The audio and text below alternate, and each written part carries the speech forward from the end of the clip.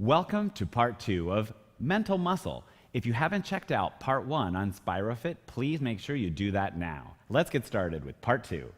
We're moving on now to language skills, but before we do our little mental physical release. So let's take our hands up in the air, left hand to the left hip, right hand to the right shoulder. Wonderful. Let's switch that. Both hands, to the shoulder, to the shoulder, to the shoulder, to the hip. Oh my goodness, we love training neuroplasticity. Left hand to the air, right hand to the right hip. And switch that. Wonderful. Left hand, left shoulder, right hand, right hip. And switch that. Left hand, right knee. Left hand, right knee. Right hand, left knee. Right hand, right ankle, left hand, left ankle. And stand up overhead, arms reach into the air. Wonderful, isn't that fun? Yeah. Now let's move on and work on language that we've had our little release.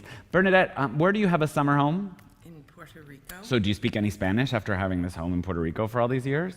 A very little bit. What can you say? How do you say thank you? Grazie. Right, or at least in Italian, and if you slur it after a glass of wine, it sounds like you could be in Italy or in Puerto Rico or in Spain and speak Spanish or Italian. Wonderful. Do you speak Japanese? Only a small amount. Okay, we're going to work some Japanese numbers because it's something that you don't know. So I'm going to have you hold the soft fitness Bosu ball, and I'm going to have you just do a little bit of marching. And I'm going to have you march with the number 8 sign. Not side to side as we did before, but the number 8. So up and down, up and down, up and down, making a number 8. Before was on its side. Now I want you to stay parallel to the spine, going up and down. A number 8. Wonderful. A number 8. Beautiful. So that's how the number 8 looks in the Latin characters. And when I say the number 1 in Japanese, it's ichi. I like to remember the word ichi. If you hear ichi, you freeze, whatever you're doing. Ichi. Wonderful. Now continue marching and make the number 8. So in English, the 8 means make the number 8. But in Japanese, if I say ichi, you freeze whatever you're doing. Wonderful. 8. So I say the number 8, you go back to making a number 8 in English. Wonderful. Now let's learn another number in Japanese. We're going to call it go. Go is number 5. Halfway between 1 and 10 is the number go. When I say go, you stop the legs and take the ball overhead and reach and exhale like you're pushing the milk in the top shelf of the refrigerator or putting your tumi in the overhead bin on the airplane. Ready? Yes. 8. Making the number 8 and marching. Wonderful. 8. You're already doing it? 8. Ichi. Go. Go. Wonderful. The ball goes overhead. Back to number 8. Marching with the 8. Wonderful. Look at that reaction. Now let's add another number in our system from Japanese. Ichi is freeze. Go means ball overhead, and we show the ball overhead. Wonderful. Bring the ball back to normal. Let's jump all the way now to number 10. Number 10 from Japanese. What's number 1? Ichi. If you freeze. Number 5 is Go. go, and the ball goes overhead. Number 10 in Japanese is ju. Ju. Sort of like juice without the s on the end. Like orange ju. Tomato ju. Number ju is 10 in Japanese for American/English speakers. When I say that, you're going to take your feet really wide and just hold the ball up at the heart. Ju. So the feet go really wide and hold the ball at the heart. 8. So the feet come back in and the hands make the number 8 sign. Wonderful. Ichi. Ju. That's go. Ju is the feet go wide, wider than the mat. Wonderful. And the elbows are really high. Wonderful. So this one is ju. When you hear the word that sounds like juice, it's stop here and the feet are really wide. And now back to marching. 8. Go. Go. Ball goes overhead on go and the feet stop. And the feet come close together. That's go. Wonderful. Back to marching. 8. Go. And the feet stop on go. Just reach the ball. Wonderful. Back to 8. Go. That's ju. Go is the ball goes overhead. Just these two. I'm not adding on until we master these two. So 8. Oh, this is unbelievable. Wonderful, but that's part of neuroplasticity. It's very natural. And imagine the fitness professional that you are, how my friends at home are going to react and have their homework This as well. was the most difficult one. Of course, language and spatial skills. This is neuroplasticity. What is this one? 8. Ichi. Ichi is just freeze whatever you are. Wonderful. 8. Make an 8. Wonderful. Ichi. 8. Go. 8. Do you remember number 10? Yes. What do we do on number 10? Do. You could tell me before you do it. Wonderful. 8. Ju. Go. 8. Check it out. Has she not improved dramatically in these 5 minutes? And you're going to be watching this SpiroFit production over and over. So you're going to react with your Japanese words. How do we say number 1 in Japanese? Ichi. And how do we say number 5? Go. And how do we say number 10? Ju. And do you want to fill in all the other words? No. All the other numbers? We'll do that on another SpiroFit release. Now, my friends, we're going to finish by solving problems. And this is how we're going to do problem solving, but it's the last skill the brain can do after math and short-term memory and long-term memory, spatial skills, orientation, language, and recall. Guess what? We have to be able to use the brain to solve problems. Now, if I just have you solve a problem, or I have you solve a problem while you're moving and marching, what's harder? While I'm moving and marching. So what do you think I want you to do? March or move? Absolutely. So how about if we do some marching in place like this while I talk to you? Bernadette, you like to cook. Yes, You've been I do. cooking for your 5 children for many, many years, and you find joy in that, don't you? Yes, I do. I'd like to have a party tomorrow, a little Spiro soiree, if you will. And so my question for you is, could you cater it? Yes, I could. That's the correct answer. Wonderful. Now here's what you don't know. Here's what my problem is. I would like to serve at my afternoon party 2 dishes, a fruit salad and then a mixed vegetable salad. Fruit salad cold, mixed vegetable salad cold. And we're going to go to the grocery store, and I will take you to the farmer's market, and then I will take you to the grocery store.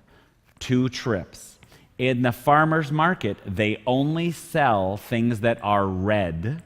And in the grocery store, they don't sell anything that's red. And in those 2 trips alone, you have to buy everything to satisfy what I told you will be serving at my SpiroFit soiree. Okay? How can you keep marching and use your hands and solve my catering dilemma? What would you buy at the first store? Where is the first place I'm taking you? Do you remember? The grocery store. The farmer's market. Yes. The farmer's market is first, and what's the special, unique thing we want to remember about the farmer's market? They only sell Fruit and vegetables. that are Red. wonderful. So what are you going to buy at the farmer's market? Strawberries. Okay. And what is that for? That's for the fruit salad. Okay. And cherries. Wonderful. If you can find some fresh cherries in the middle of the winter, good for you. But if it's good summer, good for you. Or there's always canned, maybe at the farmer's market. What are the cherries for? Still for the fruit salad. Wonderful. Okay. And then we're going to have some goji berries. I love goji berries. And they're red, and they're for the fruit salad. I like how you march with your little pinky up. I think it's very, very dignified. I like that. Make some fists for me. Now open the fingers and keep doing that while you're marching and telling me about the rest of this problem solving. Wonderful. While you're pumping the arms as well. Cardio steps all while working the brain. What else are we buying at the farmer's market that's red, for the fruit or the vegetables? The vegetables, we're buying red cabbage. Lots of fiber. Yeah. Red onions. And we're buying tomatoes. Wonderful. All for the vegetables. And that will go in what?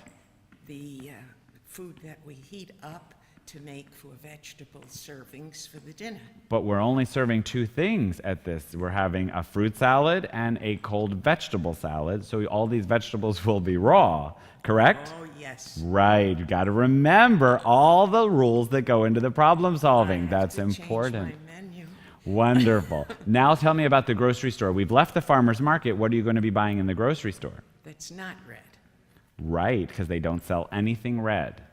You already solved that by buying everything red of your fruits and vegetables. So what are you going to buy at the grocery store? I'm going to buy yellow onions Okay, for? for the vegetable salad. Wonderful. And then I'm going to buy eggplants, Okay, and they're purple, wonderful.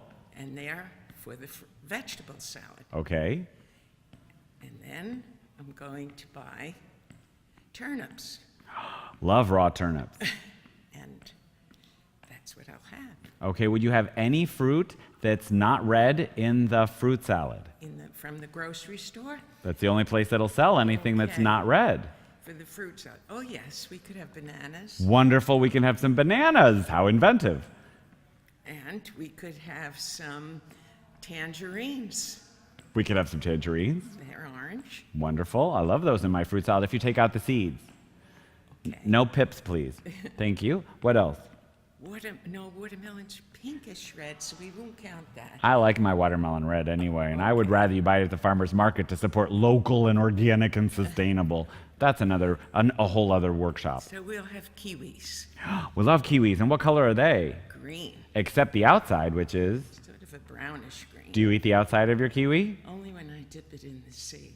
Only when you dip it in the sea, right. Explain what you mean. If you're on a picnic, And there's the ocean and the salt water, and if you dip the kiwi into that salt water, delicious. oh, wonderful. Skin and all. Skin and all. Memories. That was awesome, Bernadette. Really hard, right? Problem Yes. solving. To sum up everything we did in this section before we break to our final section, with some 5 interactive visual display, what did we train the brain doing? We did some spatial skills, we did some memory, we did some cognitive short-term and long-term, and did I ever just talk to you to work your brain? Yes, you talked to me, but I had to do it by myself. I talked to you, but I never had you do a brain function by standing in isolation. You were always doing the body movement, picking something up, walking, marching, making a space, working with the fingers while you had to work the brain. And what's the 6-syllable word that trains and summarizes everything we did on this SpiroFit production? Neuroplasticity. Now, my friends, without Bernadette, we're going to go through 5 interactive audio-visual interactive techniques just to train your neuroplasticity. Once again, the body and the brain together. I'm going to invite you to start by marching in an out and in pattern. If that's too challenging, just open the legs wider than the hips and march. But if you can get the lower body going out and in, we're going to add 2 more things. The first is the upper body. The upper body is going to move forward and back with the head as we look now together at our first slide. Notice if you focus on the dot in the very center of the slide, what it appears to be happening is some movement occurring in the slides in the circles on the outside and the inside. Then you take the head movement away, and then you keep marching with the feet wide, and then you bring the feet closer together. Interesting, right? Training the brain and the body and visual acuity trains neuroplasticity. Let's go to number 2. Now I'm going to invite you to say the color, not the word. For example, when you first look at this very first word, Y-E-L-L-O-W, you should be saying green. So I'm going to invite you at my speed to start marching. No particular pattern now, just getting the feet moving while you follow my hand. First line, what's the first word? I hope you said green. Second? Third? Let's do the second line. Second line, the first color, the second color, the third. Third line, first answer, second answer, third answer. And now let's do this line all the way with the first color, second color, third color. Moving on, penultimate line right here, second color, third color, and our very last line right here. You start with blue, and then,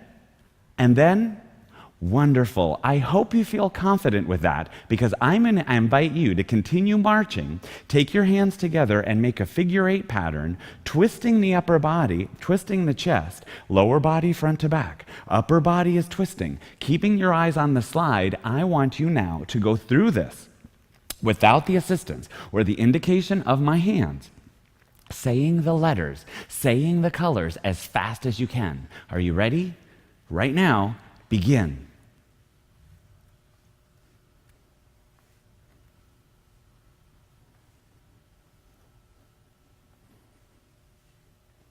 and stop. My goal for you is to be able to do that the second time in the time frame allotment I gave you. It's not about being right or wrong, but it's about challenging the brain. Did you find that after you do some squats after a while, you sort of get some muscular fatigue? And as you near the end of this exercise, you get some brain fatigue? That's neuroplasticity. The muscle cells can be trained of the brain. Let's move on to our number 3. Here, my friends, I just want you to look at the whole slide while you're taking your heels forward, little heel taps forward, and count as many black dots as you can see. What, you say? As soon as I look at a black dot to count it and include it in my numbers, it goes away. Keep looking. What about the upper left part of the slide, the upper right part of the slide, the lower left part of the slide, the lower right part of the slide, the middle part of the slide, and if you realize, my friends, there are no black dots. Let's go ahead and continue marching as we move on to our next slide. We're now going to look at this, and you might see some squares and you might see some lines. The questions for you, while you just take your hands to the shoulders and hips, while you're marching, is to tell me which lines are parallel. And the upper part of the slide, the lower part of the slide, the middle part of the slide, or perhaps the lines are all diagonal. Does it appear that the horizontal lines are parallel to you, or does it appear that the horizontal lines, the lines across the slide, actually slope? The answer, my friends, is that they are all parallel and not sloping. Isn't that fascinating? Training the brain while we're training the body to distinguish patterns in space and time. Let's bring the feet to stop here. Now, my friends, we're looking at the 5th and final slide. While you're staring at the gray dot in the middle of the slide, we're going to tap forward with the toes. Not the heels now, but the toes go down. Hands are forward, and as you bring the toes to touch the area in front of you, my question for you is, can you tap the toe? Tap the toe and touch your hips. Keep staring at the black dot now in the very center of your slide. What appears to happen? Do you notice anything happen with the haze? Do you notice anything happens with the color gray? Does it appear stronger? Does it appear weaker? And that, my friends, is number 5, back to simple marching, hands on the hips, and the best news is you are done with these 5 interactive audio-visual ways to conclude this whole workout called mental muscle.